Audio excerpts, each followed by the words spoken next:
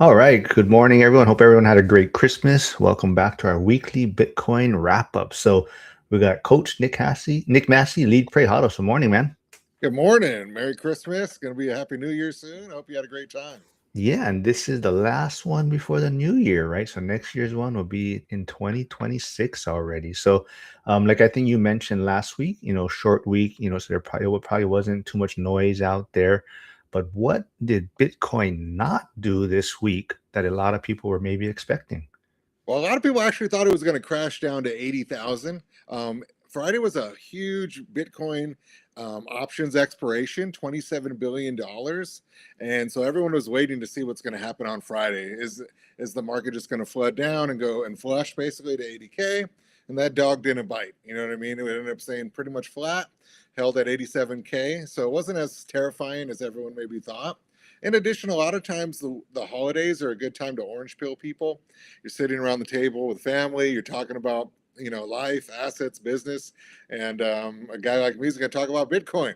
And a lot of times, Bitcoin tends to go up during the holidays for whatever reason. I don't know if Michael Saylor's the one over there pushing the needle or whatever it is, but that went up. It got up to about 90K, and then of course Friday there was a little bit of a flush back down to 87. So it's just been ranging in that area for now at least. So you kind of before we move on too for the next questions and whatnot, but did you talk about Bitcoin a lot at Christmas? I mean, with your Oh, family, and how does that go over? oh yeah, I talk about Bitcoin to everybody. You know what I mean? Like I was in Hawaii and I was in the elevator and I was talking to people about Bitcoin, just like, hey, we got Bitcoin. Do you know that? And I had a little conviction because I didn't talk Jesus to him. I was like, man, I'm talking more about Bitcoin than I am that. And then the very next like couple days later in Hawaii, Bitcoin rocketed like 10 G's. It was a huge day. And my wife was like, I wonder what those people are thinking right now from the elevator. You know what I mean? So yeah, I talk about Bitcoin everywhere. I would just believe it's a great source of money, can't be inflated, and I think that's beautiful about it. And I'm sick of this fiat stuff that just keeps getting printed. Embarrassing. Yeah. So when Bitcoin doesn't behave the way people expect, it usually exposes, habits and whatnot, right? So after a week kind of like this, what's one habit Bitcoiners should double down on heading into the new year? Well, I think they should stop worrying about the 4 year cycle. They're worshiping this is the cycle. This is how it's always been. This is how it's always done. But it's time to ignore the calendar, trade liquidity, the M2 money supply that's going on, the central bank balance sheets that's going on. And really, the one thing you should do after you do that, I'm going to add number two, just continue to dollar cost average. Again, it's not financial advice, but I would probably double down on that. So here's the question I would ask anybody else. Do you think Bitcoin will never reach an all-time high again? I personally think that's an insane idea, but maybe you do. But if you think, wow, one day it's going to definitely at least hit an all time high, then right now is a great time to buy because if you're going to get it at 87,000 and it's going to go up to 126, I mean, that's a major profit. It might take 6 months, might take a year, might take 1 month. But in my mind, I just think, is Bitcoin over? Is it done? Is it completed? Are people not going to use it anymore? Is adoption not happening? And the answer to that is no, it's not done. It's going to go. It's going to hit all-time highs again. And even if you bought coins back now at 87,000, when it hits 127K, you're going to be feeling pretty good. So that's what I think about that. Dollar cost average, double down on that, maybe double the dollars, and make some money coming up here in 2026. Would you say that is kind of the habit that separates long-term conviction from short-term stress? Yeah, I mean, a lot of people are like I said, you plant that seed, right? Seeing if your flower grows, and if you keep digging it back up, the flower's never going to grow. Well, in the case of people that are buying Bitcoin, especially new buyers, new believers, they check their phone like 1,000 times a day. Like, oh, what's it doing today? What's it doing today? What's it doing today? What's it doing right now? And you need to like instead of doing that, put away the chart because you probably don't know what it means anyways. Just watch behavior and not the price. You know what I mean? Supply stayed tight this week. Like I said, 95 to 90 or 85 to 90,000. But one thing that really didn't happen is supply stayed tight. Coins didn't just flood the market or flood exchanges, right? Conviction is not cracking right now. There's a new floor and it's doing well. And long term hodlers, they aren't stressed about it like me. It just, this is where it's fluctuating. One Bitcoin is still worth one Bitcoin. Stop pricing it in money and fiat. So what did long-term Bitcoin holders do this week that short-term traders completely missed? Well, I think they had patience. You know what I mean? They were just sitting there enjoying their Christmas, enjoying their gifts, enjoying their family. Well, some of their family, and had a good time. You know what I mean? Some of them might have been watching videos from Mark or Zuber or Mark and Zuber. That was a cool one where you guys were going over some of the comments. And the rest of the people, they're not worried about it because Bitcoin stayed the same. It's still working. It's still functioning. And that's what we love about it. So I think long-term hodlers, they're just chilling. They know Christmas is coming again next year. Is there like, like you kind of touched on always checking Bitcoin. So if people are glued to charts, is there stuff that they get like signals that are maybe invisible to them, like if they're not stepping back and looking at things? Well, if you're like a true chartist, you're going to be looking at the Wyckoff. You're going to be looking at support levels, right? Key support levels. You're going to be looking at options expiration, and you're going to get just confused, or you're going to like talk yourself into anything. I've been doing this for a while now, and people, for the most part, they just assume Bitcoin acts like a stock. So when they see key support levels or certain things happening, they believe that it's going to go really well, and that's just not the case. Bitcoin is completely different than stocks right now because you could wash trade them. I watch Dan sometimes on his breakpoint trading, and he's awesome. I think he's great. He's a Zuber friend on Sundays. But when it comes to Bitcoin, it's completely different than that stuff because you could wash trade it.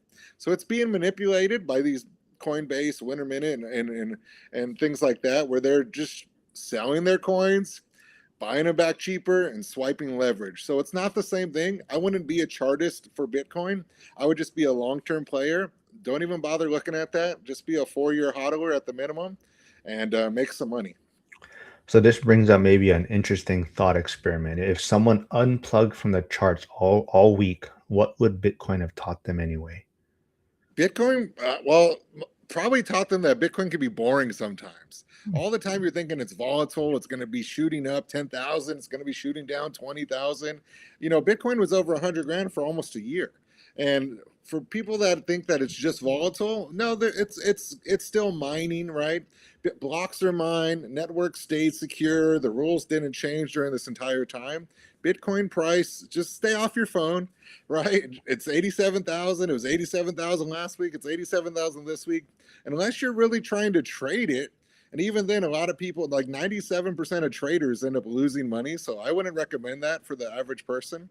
And when it comes to Bitcoin, there's a fee when you buy Bitcoin or sell Bitcoin. So it's hard to trade within that range too. Sometimes you're like, oh, I don't want to pay the fee, even though I'm up $1,000 because it's going to wash out. So I would just recommend just unplug, go on vacation, go, hold the monkeys and the sloths like I was doing when in Honduras, and live your life. Maybe go to Thailand. I've never been to Thailand. I don't know. But it seems Is like that where Dion is? I keep forgetting where he's at I right think now. he's in Thailand, if I Yeah. remember correctly, but maybe I'm wrong. I don't know. He's somewhere out there. So, when you zoom all the way out, weeks like this kind of remind people why Bitcoin exists in the first place. So, what part of this week proves Bitcoin is still early? Well, a lot of the market still has PTSD from October 10th, right? When Bitcoin crashed and they just scooped up all the leverage, and it's been dropping since then because they've been manipulating the price. You see the same thing even with houses for like 15 years, right? After the great financial crisis, people were afraid to buy houses. Like, don't do it. It's bad. We've been hearing, you see, even on Zuber or Dion's channel, like the market's going to crash. Not that they're saying that, but people just continue to say the housing market's going to crash. And if you never invested, you would have never made money. The same thing is kind of happening right now with Bitcoin since October 10th. People are just paralyzed by what happened. They're afraid. And I don't blame them, I guess, in a way. But I would wait till the market structure bills is going to pass, hopefully in Q1, definitely by Q2. But you never know with government, right? Might have another government shutdown in into January and do it all over again. But until there's a market structure bill, anything could happen in Bitcoin with wash trading. So I would just stay calm or stay out of it until there's regulation, and then it's going to go up. That's my opinion. All right, that is a great way to wrap up the weekly Bitcoin wrap up heading into the new year. But I want to wrap it up also kind of with, I know I'm not sure if you saw Zuber's. I think he was on his daily financial news, right? He kind of talked about the question of what's going to hit first, possibly, right? I think it was gold at 5,000, Bitcoin 150,000, or silver at 100. You have any thoughts on that? Um, Man, that's all tough. Well, my heart wants Bitcoin to hit 150,000. You know what I mean? But the way silver's been moving pretty rapidly as well, it doesn't take as much money to move the needle in that. So maybe silver is going to be the one that hits that $100. Something that's kind of flying under the radar. I've been telling this for a long time. China's selling their Bitcoins, it looks like, and they're buying silver and gold. They didn't like what happened to Russia and the sanctions about treasury bonds, and they couldn't sell those for money. And they own a lot of treasury bonds from the US, and they're like, uh-oh, what if they did that to us? So with the BRICS nations happening and what's going on, I think they're trying to go back to these precious metals. They're going back, 10,000 years to what they think is important. And I'd go with silver. And I just think long term Bitcoin outshines, you know, silver for sure, obviously. But yeah. All right, I do see some people. Yasik is here. Jason, Flavio. There's some people, about 10 people streaming, watching right now. Hugo's on Instagram. But if you got any questions, shoot it in the chat before we wrap things up. Nick is on break from teaching right now, so he will be joining Cody Davis and myself on Monday, also live streaming. So check us out there, and he might talk more about his real estate holdings and whatnot on Monday. But that's all good with you. You still looking at Charlotte or whatnot? Yeah, we put in a disrespectful offer in Charlotte. They were asking 425, and I told my realtor out there 300. So very disrespectful, but it's been on the market for like 7 months. So I'm not giving them any breaks. You know what I mean? It needs work, and we'll see what they come back as. And depending on if it's a great deal, I'm only going to do great deals, whether it's Bitcoin time, whether it's real estate, whether it's anything. I'm just going to do great deals. Be patient. Even the market and stocks. Wait for another tweet from the president or something. You know what I mean? That smacks the market down, and then you buy in it. When you start learning the game, you understand the rules, you can now be your own coach. You can now be responsible for your own decisions, and you can make money doing it. You don't have to like the president, dislike the president. You don't have to like Bitcoin, dislike Bitcoin. Things are happening around the world no matter what you decide or like, and you have to pivot around that. I love real estate, but I still pivoted to Bitcoin when I thought it was time, and it was time. I do see some people tuning in right now. So we got Frank, old guy REI, perfect timing because maybe you can. He actually was asking me about North Carolina yesterday. So you like the Charlotte area? Is there any specific reasons why you like that area? I just find it beautiful. It's the Queen City, right? Full of trees and gorgeous. Instead of calling it downtown, it's uptown. A lot of major cities are kind of dirty when you get into the major cities. Uptown is beautiful. It's very clean. Are there a few homeless? Yeah, you can't get rid of that in a major area, but the buildings are beautiful. They have the Charlotte Knights baseball team like right in the middle of the city. We were there for 4th of July last year, and they have. I swear to you, it was like an hour long firework festival, man. I was like, I left. I couldn't even wait to the finale. That's how long. I was like, man, that's a lot of fireworks. The people there are very kind. The housing's affordable. The barbecue's amazing. They even have a place like I forgot what its official name is, but they do whitewater training, whitewater rafting there, and they have like zip Zip. line Yep. and climbing. I can't think of the name. It's like the USA Yeah. whitewater something, man. It's beautiful. You pay for a day pass, or you could do a year pass. And me and my kids and my wife, we were doing whitewater rafting. And then you go around that area. You got Charlotte, or you got Savannah, Charleston, Great Smoky Mountains on the other side, Asheville, Myrtle Beach. I mean, I just like the location because I love Florida a lot as well. So I could drop down to Florida, but in Charlotte, you actually get 4 seasons. And that's what I like. I'm from California. We got 2 seasons, really. And it's not too extreme, No, the winter. And you know what? Maybe you can answer this since you were there in July or summer, Easter, 4th of July. Frank was asking about the humidity. yeah. Like, how is it Yeah. tolerable, or how, like what? I don't want to give an answer to that because everyone's different, but it's definitely humid. It's not as bad as like Charleston. It's not as bad as Florida. So but it's still humid. I mean, everywhere kind of sucks in the summer. California, I live here, it's still 105, you know what I mean, or 100. So it gets hot unless you're right on the beach. And over there, if you're right on the beach, it's going to be more humid. So when it comes to even winters, there's only like 2 snow days a year in Charlotte. So it's not too crazy. I could do snow for 2 days. You know what I mean? I really don't want that much snow for weeks in a month. So for me, I just love the Charlotte area. I love the people.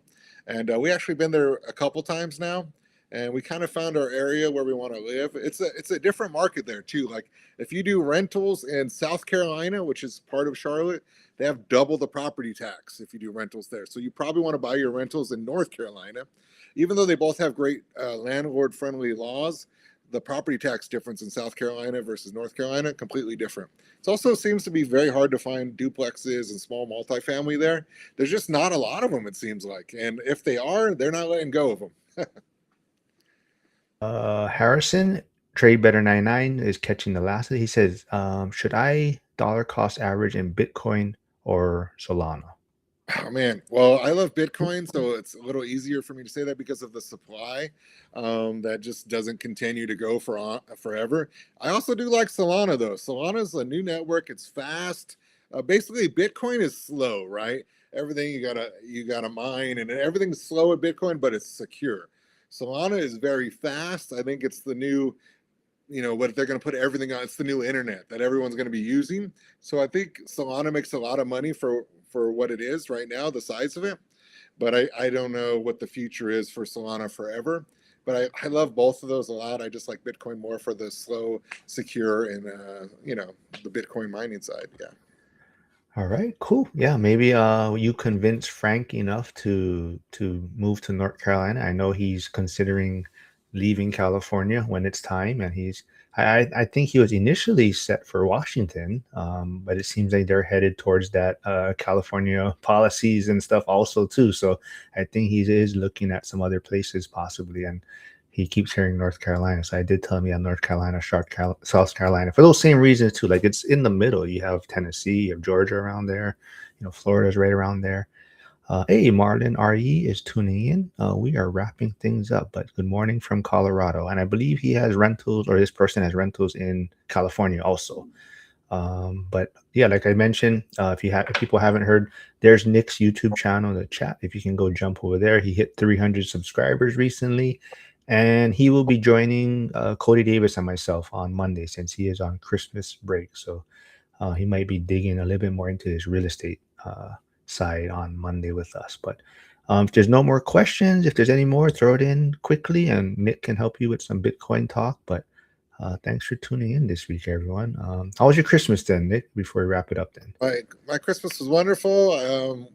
We bought too many gifts for the kids, that's for sure. I mean, the tree was full, and of course, they want to open and play with every single one of them that day. You know what I mean? So, one of the things I got them was like a new gamer chairs. They've been liking to play video games, so you got to put those together and be a dad and do all the dad stuff when it comes to that. But overall, I had a great Christmas. My wife, she just makes it so special and wonderful.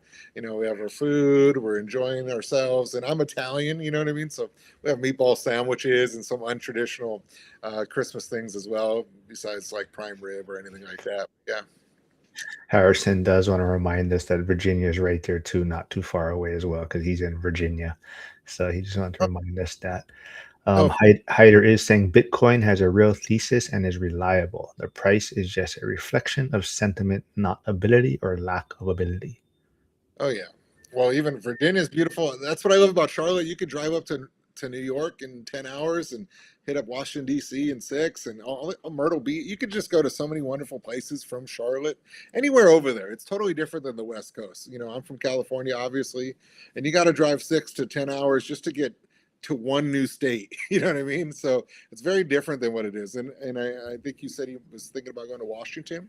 It all kind of depends on what your preference is. Do you want to go to do you want to travel a bunch of states? Do you want to see Gettysburg and all these wonderful historical places? Do you want, something similar? Do you like rain? Obviously, in Washington, it's going to rain a little bit more than some of the other parts of the world. Still beautiful. They're all beautiful. I love every state, to be honest with you. We've been to most of them, but yeah. And Harrison is saying, Nick, do you buy crypto for your kids or give cold wallets? Well, do I buy well, everything that's mine is theirs, in my opinion. I have a different philosophy. I'm thinking generationally already, and I believe if you could, you should get a Bitcoin for every one of your kids. And by the time they're 18, it's going to be worth a lot of money, in my opinion. So that's always been my goal. I'm already past that, so that's not a concern anymore. But yeah, I think it's important to think about the future generationally. Sometimes the same for real estate. I remember Brandon Turner bought a quadplex for his daughter, and by the time she's 18, it was going to be worth this, and it was going to be paid off. And I thought that was just fantastic. So often we're not thinking about the future, we're just still trying to figure out ourselves. But technology, YouTube University, allows us to learn about Bitcoin, allows us to learn about real estate, allows us to learn about laundromats or whatever it is that you like, or even traveling, where to go, what to do when you're there. So I think it's a beautiful place, but you should always be thinking about your kids, whether it's the morals and integrity that you're teaching them, or the financial ability to be able to be givers because they're financially secure and not having to work for some boss who's just an absolute jerk. You know what I mean? Yeah, absolutely. And for those, before you wrap it up, if those of you haven't seen Zuber's recent interview with Tom Wilson, so me and Tom used to live stream every once in a while too when he wasn't as busy, but he had a very great perspective on why being financially stable is super important.